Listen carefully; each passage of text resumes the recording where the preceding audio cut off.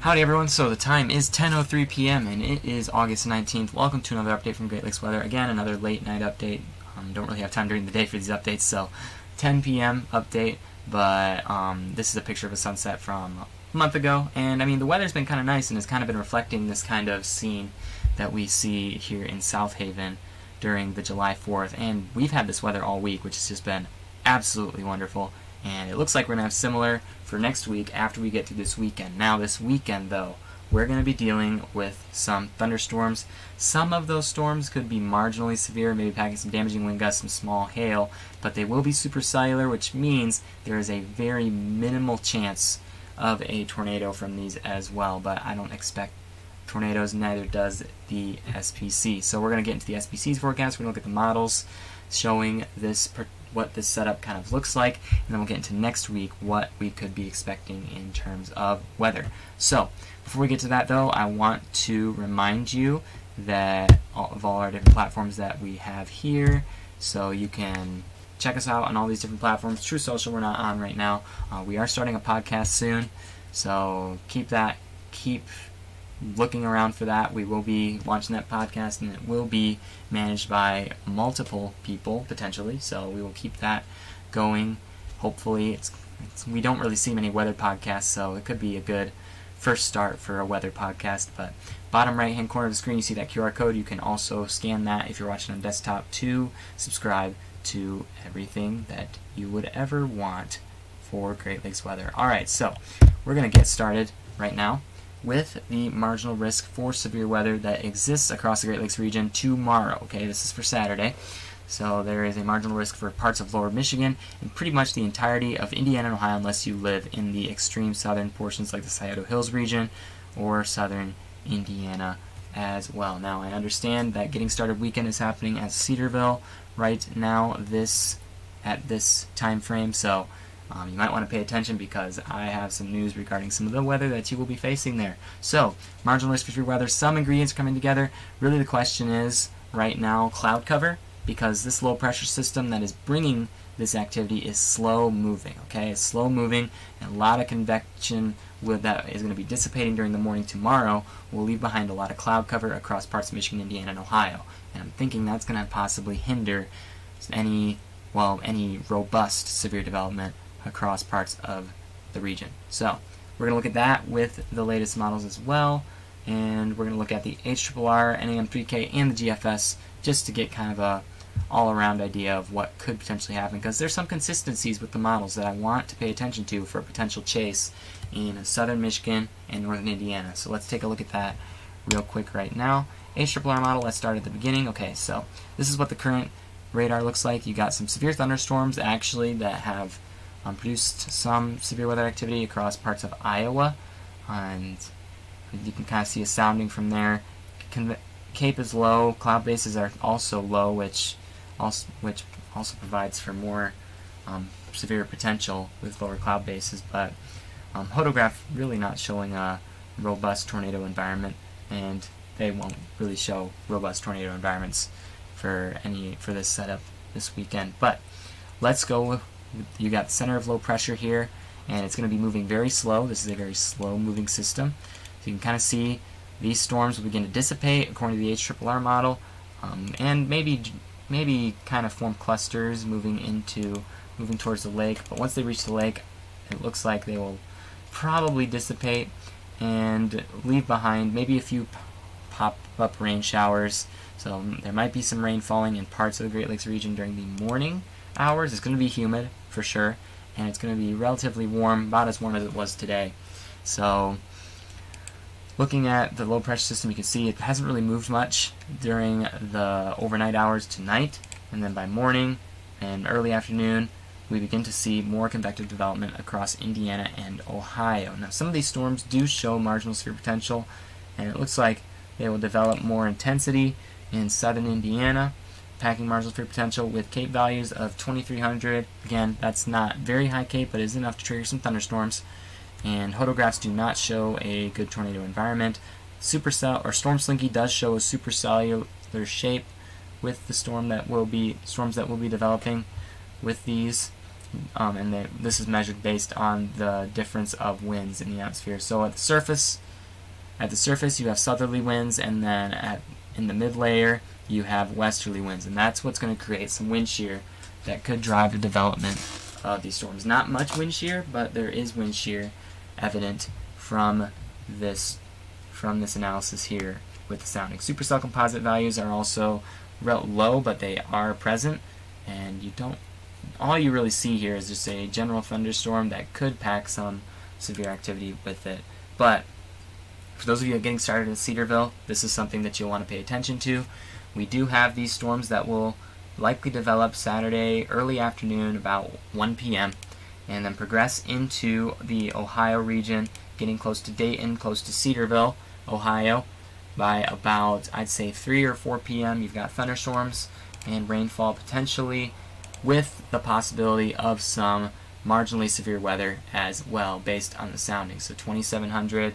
So if you are getting started this weekend, keep in mind for that, make sure to use the umbrella that you may have gotten in your little gift box like I did when I was a freshman there. So yeah, just be aware. It's probably going to rain tomorrow, and it might rain on Sunday as well. So that's something good to keep in mind.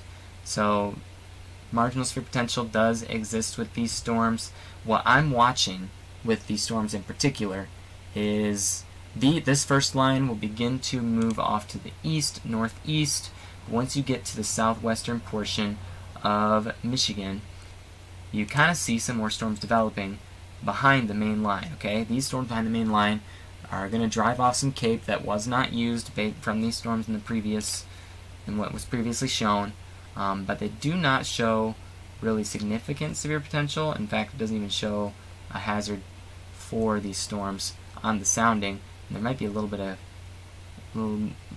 a small portion of capping here and some convective inhibition, which does appear low on the sounding, but cape value is going to be only at 1200.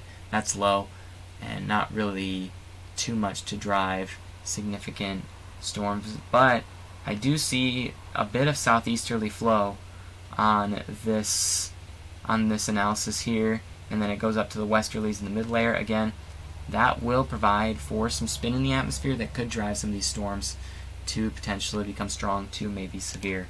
But what I'm interested in is these two cells here, and it's likely what I'm going to be chasing tomorrow, because multiple models are showing a cluster of storms developing in this region. Okay, so let's take a look. First of all, let's freeze frame it on this particular graphic, and let's look at it from a more in-depth perspective. So composite reflectivity, you can kind of see how those storms are going to look, and their heights in the atmosphere are shown in this as well.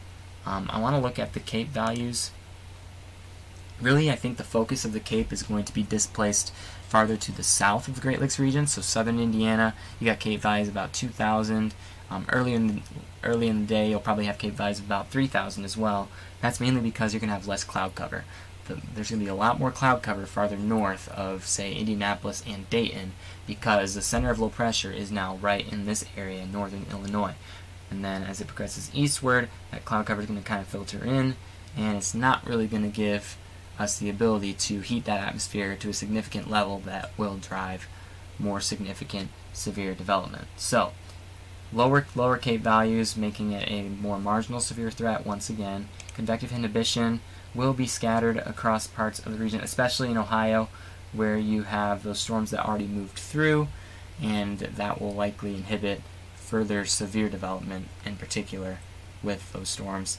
Storm relative helicity, the spin in the atmosphere, there's going to be a lot of spin, more focused, it looks like, across parts of Illinois, it seems. It looks like a little bit of spin will fuel in Cass County in Michigan as well. And then more widespread lower levels of spin across Ohio and southern Indiana, again, where that cloud cover isn't really there. So a lot of different variables you got to pay attention to. This kind of gives me an analysis of how the winds are interacting in the atmosphere at the surface. Across much of the region, you've got southern and southeasterly winds, and then as you get to the mid-layer, it gets southwesterly, and then upper level, more southwesterly, it appears on the chart. So again, that will work to create some spin in the atmosphere, especially if you're in the southern regions of the Great Lakes. So good stuff to be aware of. Significant tornado parameters, severe focused in Illinois, and they're very low in Indiana, Ohio, and Michigan. Now, remember what I said about these particular cells right here. Well, I think there's going to be another, I think this model also agrees with it, the NAM, which kind of gives more of a worst case scenario type of data, but it's still good to look at. This model also projects at around the same time a cluster of storms developing in relatively the same area, southwestern Michigan. And this one actually shows a little bit more elevated potential for severe weather. So I want to look at these in a little bit more detail, but let's get a view of this sounding from the NAM3K, showing some actual tornado potential with this current hodograph here. Again, this is more of a worst case scenario type of deal, but you've got Cape values of about 1400, lower cloud bases, low convective inhibition, higher supercell composite values.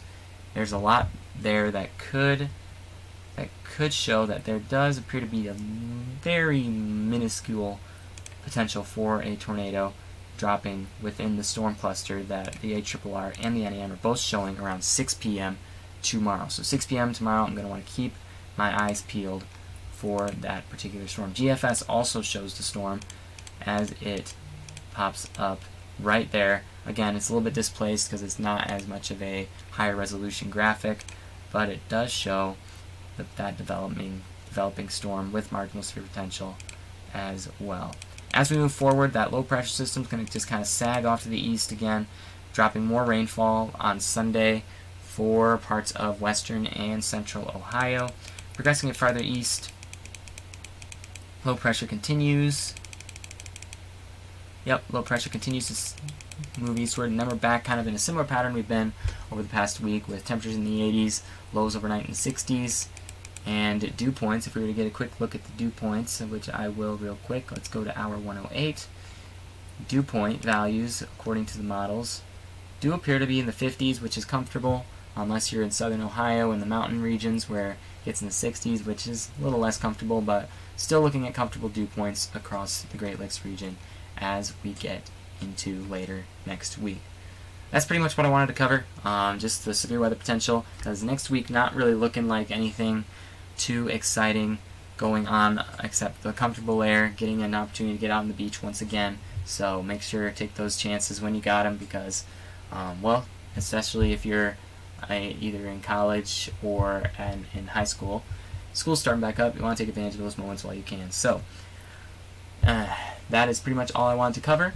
So hopefully this video was helpful to you in getting some information out to you. Make sure to leave a comment if you have questions, and make sure to share this video. And if you are not subscribed yet, make sure that you subscribe and hit the bell for future updates. Thank you all, and I will see you out on the road tomorrow.